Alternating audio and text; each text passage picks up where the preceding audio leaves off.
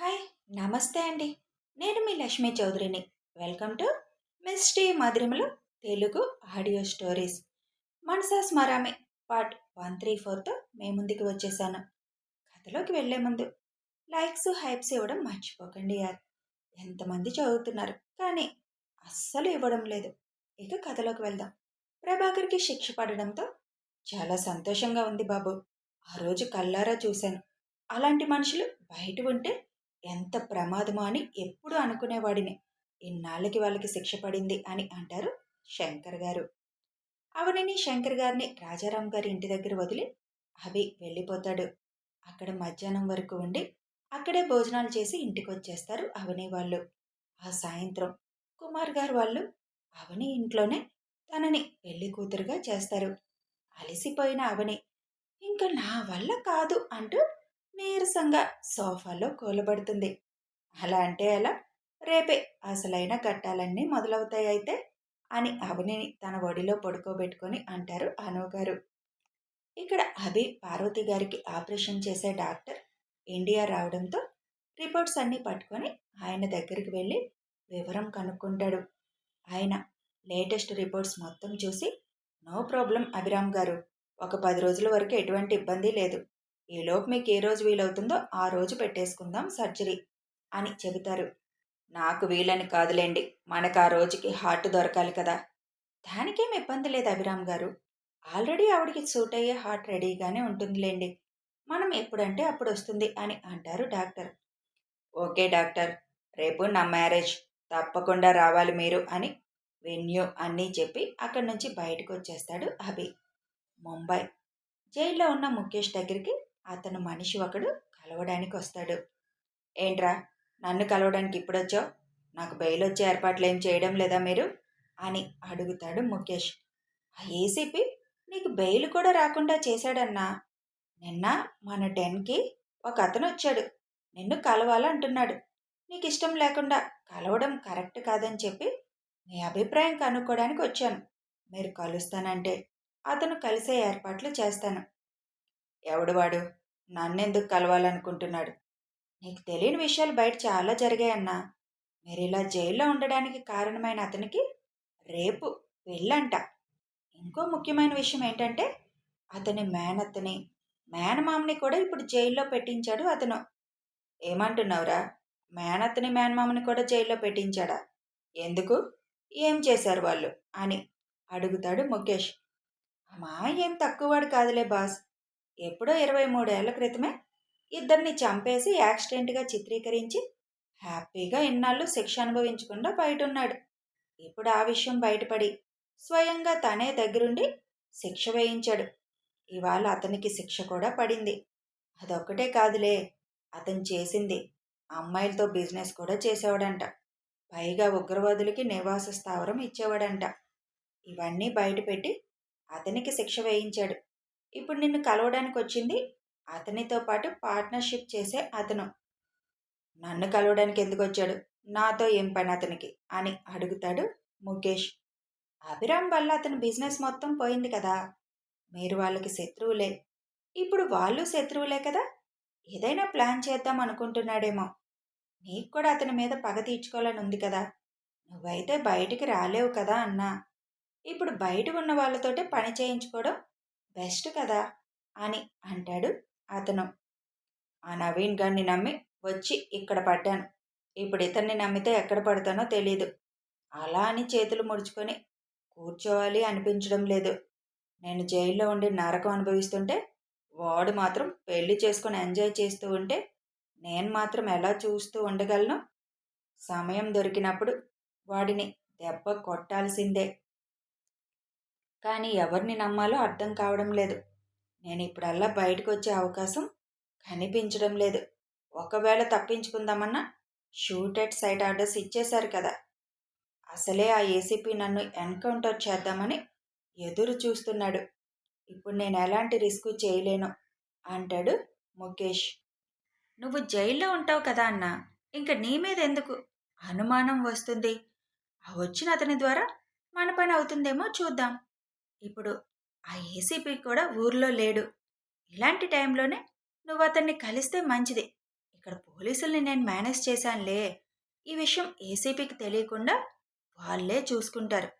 మనం చేయాల్సింది చేయొచ్చు. ఇప్పుడు అతన్ని తీసుకురమ్మంటావా అని అడుగుతాడు. రేపు ఉదయాన్నే తీసుకురా. ఇంకిప్పుడు కలవనివ్వర్లే. పెళ్ళి రేపే అంటున్నావు కదా. పెళ్ళిలో ఏం చేయలేకపోయినా తర్వాతైనా ఏదో ఒకటి చేయొచ్చు కదా. వాడికి మనశ్శాంతి ఉండకుండా చేయడమే నా ముఖ్య లక్షణం అని అంటాడు ముఖేష్.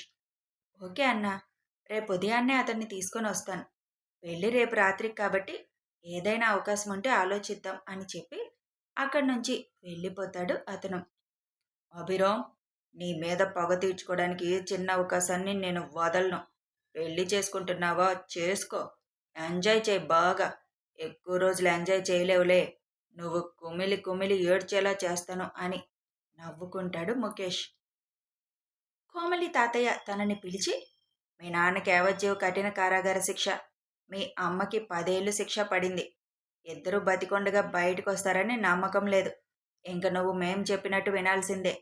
బుద్ధిగా తొందరగా పనులన్నీ నేర్చుకొని పద్ధతులు కూడా నేర్చుకుంటే మంచి వ్యక్తిని చూసి పెళ్లి చేస్తాం. చూస్తూ చూస్తూ నీ జీవితాన్ని అన్యాయం చేయలేం కదా. ముందు ఆడపిల్ల ఎలా అణకువగా ఉండాలి అనేది నువ్వు నేర్చుకోవాలి. నీకు అన్యాయం జరిగిన చోట నువ్వు ఎదురు తిరగాలి. అంతే తప్ప ప్రతిదానికి పొగరు చూపిస్తే ఆడపిల్లకి మంచిది కాదు. ఇక నుంచి ఒళ్ళు దగ్గర పెట్టుకొని బుద్ధిగా ఉండు. ఇప్పుడేదో భయంతో ఉంటున్నావు కానీ అది కరెక్ట్ కాదు. జీవితం అంటే ఏంటో తెలుసుకో ముందు అని చెబుతారు ఆయన. కన్న కొడుక్కి శిక్ష పడితే కనీసం మీకు బాధేం లేదేంటి అని అడుగుతుంది కోమలి. తప్పు చేస్తే కన్న కొడుకేంటి, కట్టుకున్న భార్య ఏంటి, ఎవరైనా శిక్ష అనుభవించాల్సిందే. మీ నాన్న ఎంతమంది ఆడపిల్లల కన్నీరుతో ఉసురు పోసుకున్నాడో నీకు తెలుసా? ఏం తక్కువైందని డబ్బు కోసం అలాంటి దరిద్రపు పనులు చేశాడు. మంచి చదువు చెప్పించాను, వ్యాపారం పెట్టుకోవడానికి డబ్బులు ఇచ్చాను. నేనే కాదు, అక్కడ మీ తాతయ్య మామయ్య కూడా మీ నాన్నకి వ్యాపారం పెట్టుకోవడానికి డబ్బులు ఇచ్చారు. అది మాత్రమేనా? మీ మామయ్య మీ అమ్మ అడిగినప్పుడల్లా కాదనకుండా అన్నీ ఇచ్చేవాడు. అయినా ఇద్దరు తప్పుడు దారి పట్టారు. ఏం చేసుకుంటారు డబ్బు మొత్తం? ఇప్పుడు ఆ డబ్బు వాళ్ళది కాకుండా అయిపోయిందిగా. ఒక బిడ్డకి తల్లి తండ్రిని లేకుండా చంపేసి ఇన్ని రోజులు ఏం తెలియనట్టు నటించారు వాళ్ళిద్దరూ.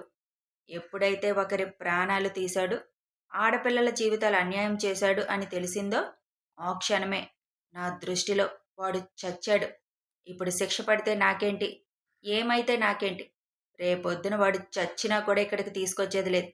దిక్కులేని చావు చావడమే వాడు. నీకింకా వాళ్ళు చేసింది తప్పని అర్థం కావడం లేదా? నిన్ను కూడా ఎవరైనా అలా అమ్మేస్తే నీకెలా ఉంటుంది అని అడుగుతారు ఆయన కోపంగా. ఆ మాట వినగానే అలా అమ్మిన ఆడపిల్లల్ని ఏం చేస్తారో ఊహించుకోగానే ఒక్కసారిగా ఒళ్ళు జలచరిస్తుంది కోమలికి. ఏ ఊహించుకుంటే భయం వేసిందా? మరెంతమంది ఆడపిల్లల జీవితాలు అలా నాశనం అయిపోయాయి. అసలు ఆడికి ఉరి శిక్ష వేయాల్సింది. పోనీలే, కఠిన కారాగార శిక్ష అంటే బాగా నరకం చూపిస్తారు. వాడికి జరగాల్సిందే అది. ఒక్కసారే చచ్చిపోతే చేసిన పాపం ఎలా పోతుంది? ఈ ఇంటికి వాడికి సంబంధాలు తెగిపోయాయి. కానీ నిన్ను చూస్తూ చూస్తూ వదులుకోలేక ఈ మాత్రమైనా చెప్తున్నాను. కాదు నేను మారను, ఇలాగే ఉంటాను అంటే తలుపు తీసే ఉంది. నిరభ్యంతరంగా వెళ్ళిపోవచ్చు. భయపెట్టి ఎవరినీ మార్చలేం. నీ అంతట నువ్వుగా నీలో మార్పు రావాలని కోరుకోవాలి. వాస్తవాలు తెలుసుకోవాలి. ఏది మంచి ఏది చెడు అని అర్థం చేసుకోవాలి. అలా ఇష్టమైతేనే లోపలికి వెళ్ళు. లేదు అంటే ఈ గుమ్మం దాటి నువ్వు ఇప్పుడే ఈ క్షణమే వెళ్ళిపోవచ్చు అని చెప్పి అక్కడి నుంచి ఆయన వెళ్ళిపోతారు. మిగతా వాళ్ళందరి వైపు చూస్తుంది కోమలి. కోమలి ఎలాంటి నిర్ణయం తీసుకుంటుందా అని అందరూ చూస్తూ ఉంటారు. 2 నిమిషాలు ఆలోచిస్తుంది. ఇప్పుడు తను బయటికి వెళ్ళినా ఏం జరుగుతుందో తనకు తెలుసు.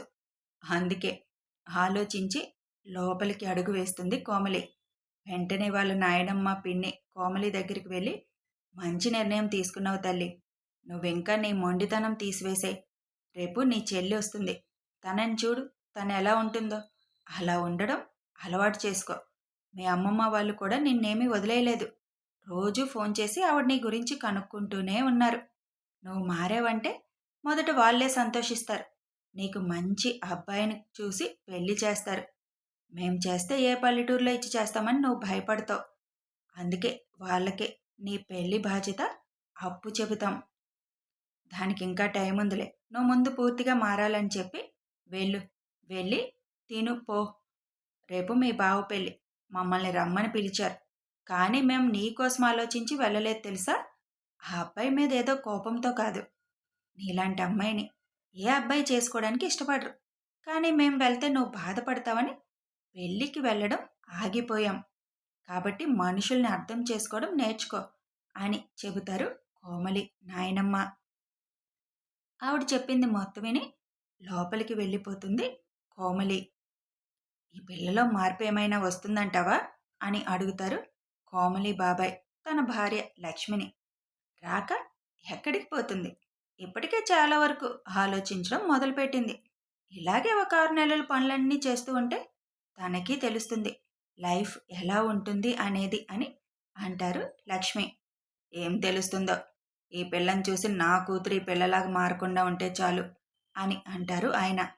మన సరసు ఏమీ చిన్నపిల్ల కాదు, మంచి చెడు అన్నీ తెలిసిన పిల్ల. తనే మార్చుకుంటుంది వాళ్ళ అక్కనే. తనేం మారదులేండి, మీరు భయపడకండి అని నవ్వుతూ అక్కడి నుంచి కోమలికి అన్నం తీసుకువెళ్ళడానికి వెళ్ళిపోతారు. అభి వాళ్ళ ఇంట్లో చుట్టాల సందడి మొదలవుతుంది. తెల్లవారితే అభిని పెళ్లి కొడుకుని చేయాలని సుచిత్ర గారు ముందే హడావుడి పడుతూ ఉంటారు. ఎందుకు సుచిత్ర అంత హడావుడి పడుతున్నావు? అన్నీ రెడీగానే ఉన్నాయి కదా, నువ్వు ఆ హైరాణ పడిపోకు. ఇప్పుడు వెళ్ళి ప్రశాంతంగా పడుకో. తెల్లవారుజామున 3 గంటలకి లేవాలి కదా అని అంటారు ధనుగారు. ఏంటో అత్తయ్య, అన్నీ రెడీగా అనిపిస్తున్నా ఇంకా ఏదో మర్చిపోయాను అని అనిపిస్తుంది. అలాగే ఉంటుందిలే, వెళ్ళి పడుకో అని దగ్గరుండి పంపిస్తారు ధనుగారు.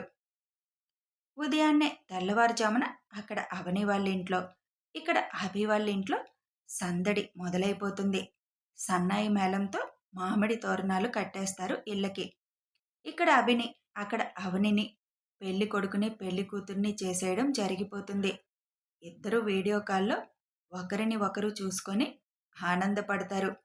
అక్కడ వినయ్, ఇక్కడ రవి హడావుడి చేస్తూ ఉంటారు. అవి వీడియో కాల్ చేసి అభిని పెళ్లి కొడుకుగా చేయడం మొత్తం చూస్తుంది. కాసేపు రెస్ట్ ఇచ్చినట్టే ఇచ్చి మళ్ళీ కాలిగోర్లు తీసే కార్యక్రమం మొదలు పెడతారు ఇద్దరికి. ముందు 2 రోజుల నుంచి అవనిని పెళ్లి కూతురుగా చేయడంతో పాపం ఇప్పుడు మళ్ళీ స్నానాల మీద స్నానాలు అనేసరికి నీరసం వచ్చేస్తుంది.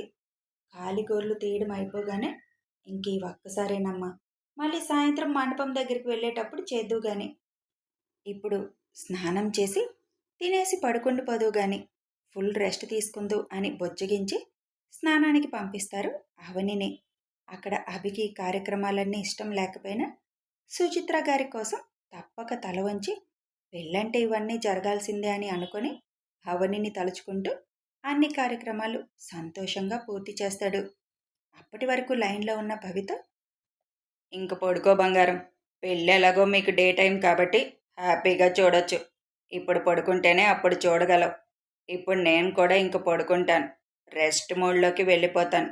ఇంకిప్పుడే కార్యక్రమాలు లేవులే నువ్వు చూడ్డానికి అని చెప్పి కాల్ కట్ చేస్తాడు అభి.